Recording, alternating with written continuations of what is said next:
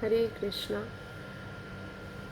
श्रीमद् भागवतम स्कंध 1 अध्याय 1 श्लोक नंबर 10। प्रायेणाल्पायुषः सभ्या कलवस्मिन् युगे जनः मंदाः सुमन्दमतयो मंदभाग्या ह्युपद्रुतः। प्रायेणाल्पायुषः सभ्या कलवस्मिन् युगे जनः मंदाः सुमन्दमतयो मंदभाग्या ह्युपद्रुतः। अनुवाद तथा तात्पर्य श्रील प्रभुपाद के द्वारा। श्रील प्रभुपाद की जय। अनुवाद। हे विद्वान, कली के इस लौह युग में लोगों की आयु न्यून है। वे झगड़ालू, आलसी, पथभ्रष्ट, अभागे तथा साथ साथ सदैव विचलित रहते हैं। इस श्लोक में कलियुग के लोगों के लक्षण बताया गया है। कलियुग के लोग झगड़ालू होते हैं, अर्थात उनमें जो टॉलरेंस पावर है वो लगभग ना के बराबर होता है। आलसी होते हैं, जो अपना कार्य है, उसको कर्तव्य है, उसको पालन करने में प्रोकास्टिनेशन यानी बाद में करेंगे, कल करेंगे, तो इस प्रकार से आलस करते हैं। पथभ्रष्ट होते हैं, जो ये जीवन, मनुष्य जीवन मिला है आध्यात्मिक उन्नति के लिए, भगवत धाम जाने के लिए, लेकिन वो लोग उस पथ से भ्रष्ट हो जाते हैं और यहाँ तक कि जो सांसारिक कर्तव्य है उनको भी नियमों के अनुसार पालन नहीं करना पसंद करते हैं, शॉर्टकट ढूंढते हैं और बाद में वो पथभ्रष्ट हो जाते हैं। अभागे होते हैं, दुर्भाग्यशाली होते हैं। सबके भाग्य में कुछ ना कुछ दुख होता ही है, क्योंकि उनके जो पूर्व जन्मों के पाप कर्म हैं वो कर्मफल के स्वरूप उनके सामने आता है और साथ साथ सदैव विचलित रहते हैं। विचलित रहने का मतलब यहाँ पे है कि एंग्जाइटी, मन बिल्कुल भी शांत नहीं रहता है जिसका, क्योंकि जिसका मन भौतिक चीज़ों में लगा रहेगा वो कभी भी शांति को प्राप्त नहीं कर सकते हैं। तात्पर्य में श्रील प्रभुपाद बताते हैं कि भगवत भक्त जो होते हैं, भगवान श्री कृष्ण के भक्त, उस जनसाधारण के आध्यात्मिक उन्नति के लिए चिंतित रहते हैं। इसीलिए नैमिषारण्य में जो ऋषिगण हैं उन सब ने सुत गोस्वामी से अनुरोध किया, प्रार्थना किया कि आप श्रीमद् भागवत कथा कहकर सुनाएं। और कलयुग में जो अल्पायु होते हैं लोग, वो आयु कम होने का कारण ये नहीं है कि भोजन नहीं है, खाने का है, लेकिन एक्चुअली लोग ज़्यादा खाते हैं, अत्याहार करते हैं। जितना शरीर को मेंटेन करने के लिए चाहिए उतना खाए, सादा आहार खाकर और नियमित जीवन बिताकर कोई भी बीमारियों से मुक्त रह सकते हैं। लेकिन उनकी अनियमित आदतें, जैसे सोना चाहिए टाइम से लेकिन रात भर जगना और सुबह ब्रह्म मुहूर्त में उठते थे जैसे पहले के लोग, ऐसे नहीं उठना, और खाने का जो है नियम नहीं है, कोई किस टाइम पे खाएंगे वो भी नियम नहीं है।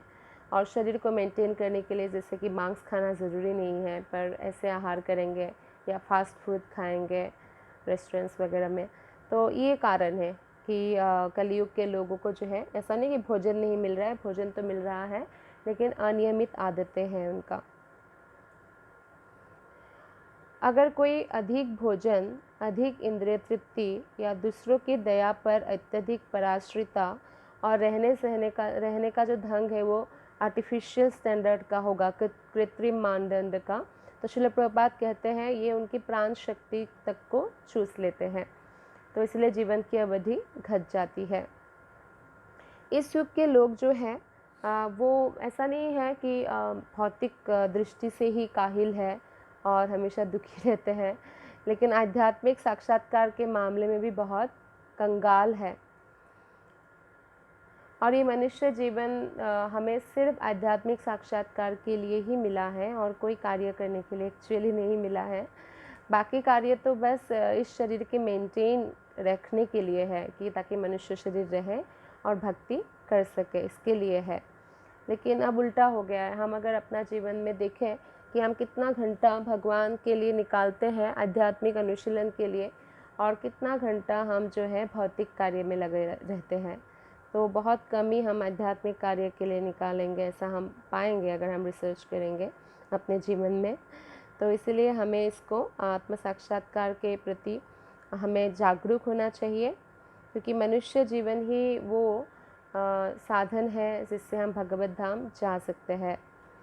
लेकिन अभी हम देखते हैं कि बहुत मैक्सिमम जो नेताएं हैं वो नास्तिक है, या धर्म को जो है एक सीरियसनेस नहीं है, और शिक्षा पद्धति जो है श्रील प्रभुपाद ने कहा है भ्रष्ट शिक्षा पद्धति है। भ्रष्ट क्यों कहा है? भ्रष्ट वर्ड का क्यों क्या मतलब है? अर्थात सिर्फ भौतिक शिक्षा प्रदान करते हैं, आध्यात्मिक शिक्षा प्रदान बिल्कुल नहीं करते हैं। जैसे कौन सा यूनिवर्सिटी, कौन सा स्कूल या कौन सा कॉलेज में आपने पढ़ा होगा कि हम आत्मा हैं, भगवान का अंश है, हमें भगवान से प्रेम करना चाहिए। तो इसलिए भ्रष्ट शिक्षा पद्धति वर्ड श्रील प्रभुपाद ने यहाँ पे यूज़ किया है। और कभी कभी क्या होता है, पथभ्रष्ट शिक्षकों का भी शिकार हो जाते हैं। जैसे कोई अगर आध्यात्मिक शिक्षा ग्रहण करना भी चाहते हैं लेकिन प्रामाणिक गुरु उनको नहीं मिलते हैं। तो ऐसा नहीं है कि इस युग में लोग केवल जो नेता है जो शोषण करना चाहते हैं उन्हीं का शिकार है, बल्कि वो अपनी भी कई सारी आदतों का शिकार है। जैसे इंद्रिय तृप्ति करना, जैसे ज़्यादातर टाइम सिनेमा देख के, खेल कूद में, या कोई जुआ खेलेगा, क्लब में ज्वाइन करेंगे, सांसारिक पुस्तक पढ़ेंगे लेकिन भागवत गीता नहीं पढ़ेंगे, बुरी संगति रखना, या बुरी संगति में जैसे और भी बुरी आदतें पालना, धूम्रपान करना, मदिरा पान करना, छलावा करना, लोगों को ठगना, चोरी करना, धोखा देना, मन मुटाव, ये सब में ग्रस्त है लोग।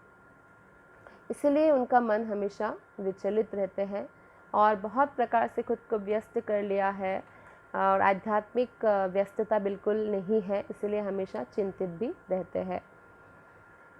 और कई जो धूर्त लोग हैं, पाखंडी लोग हैं, वो धर्म के नाम पर व्यापार करते हैं, अपना पंथ शुरू कर देते हैं। उनको भागवत गीता भागवतम पर तो कोई आस्था नहीं है, या कोई शास्त्रों को भी फॉलो नहीं करते हैं, बस इंद्रिय तृप्ति को बढ़ावा देते हैं। लोगों की इंद्रिय तृप्ति मालूम है कि लोगों को ये चाहिए, तो उसके नाम पर उनको लालच देते हैं और उनसे धन ऐंठने का कार्य करते हैं।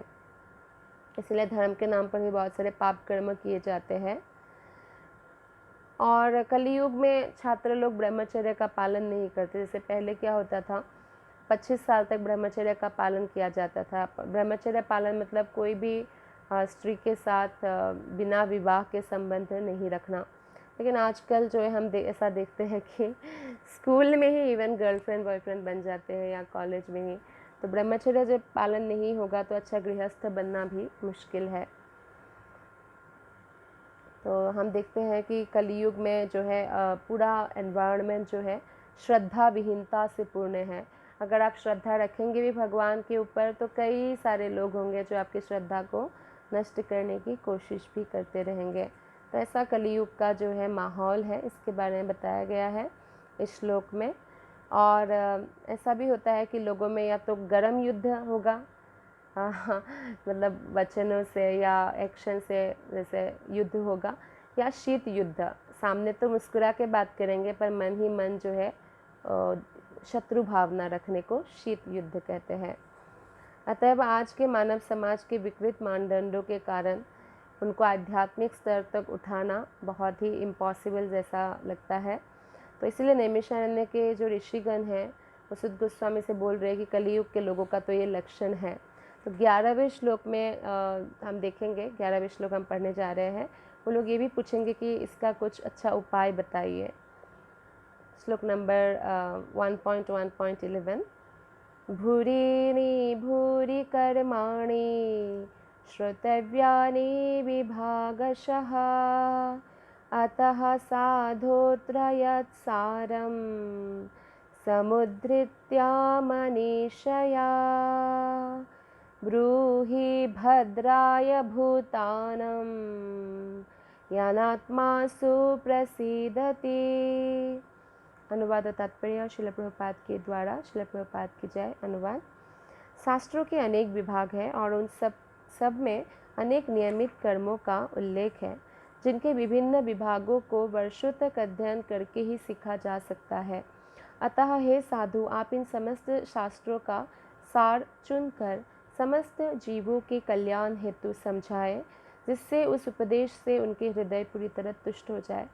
तो इस श्लोक में ऋषिगण अनुरोध कर रहे, प्रार्थना कर रहे सुत गोस्वामी से। शास्त्रों में तो बहुत सारा विभाग है और उनको सीखने में तो कई कई वर्ष लग जाता है, और कलयुग के लोग जो है अल्पायु है और ज़्यादातर तो वो कार्य भौतिक करते रहते हैं, तो उनके पास कहाँ समय है ये सारे समस्त शास्त्रों को पढ़े।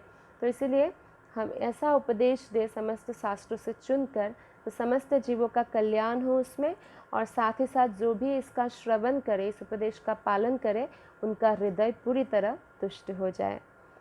तात्पर्य में श्रील प्रभुपाद जी बताते हैं कि आत्मा जो है वो हमारे शरीर से अलग है। शरीर भौतिक पदार्थ है, आत्मा आध्यात्मिक है। इसलिए आत्मा को जब तक हम आध्यात्मिक जीवन नहीं देते हैं वो तुष्ट नहीं हो सकता है। भले ही कोई किसी का कितना ही बड़ा साम्राज्य हो, कितना ही बड़ा उनका पैसा हो, सब कुछ हो, लेकिन उस तुष्ट नहीं हो सकता है। इसलिए संपूर्ण शास्त्र जो है और इसमें जो उपदेश है ये आत्मा की तुष्टि के लिए है। तो शास्त्र बहुत सारा है, असंख्य है। तो ये श्रीमद् भागवतम जो है समस्त शास्त्रों का सार है या पका हुआ फल है। तो ये अभी हम श्रीमद् भागवतम से ऐसा उपदेश को प्राप्त कर सकते हैं जो हमारे हृदय को तुष्ट कर देते हैं, जिससे सारा दुख नष्ट हो जाता है। तो इसलिए नैमिषारण्य के मुनियों ने श्री श्रुति गोस्वामी ने क्या अनुरोध किया कि वे इन समस्त शास्त्रों का सार बताएं, जिससे सबका उद्धार हो सके। तो मनुष्य को आध्यात्मिक स्तर तक उठाने के लिए वर्णाश्रम को सब उत्कृष्ट माना जाता था, लेकिन कलयुग के लोग वर्णाश्रम की विधि विधानों को भी पालन नहीं कर पाते हैं। तो इसलिए हमें भगवान ने श्रीमद् भागवतम दिया है, जिसमें भागवत धर्म है, और कोई भी भागवत धर्म को पालन करके, यानी भगवान श्री कृष्ण की शुद्ध भक्ति करके, किसी भी अवस्था में, चाहे वो कितना ही पतित अवस्था में हो, चाहे वो सर्वाधिक पापी व्यक्ति भी हो, तो भी इस दिव्य ज्ञान से वो अपना उद्धार कर सकता है। धन्यवाद। हरे कृष्ण।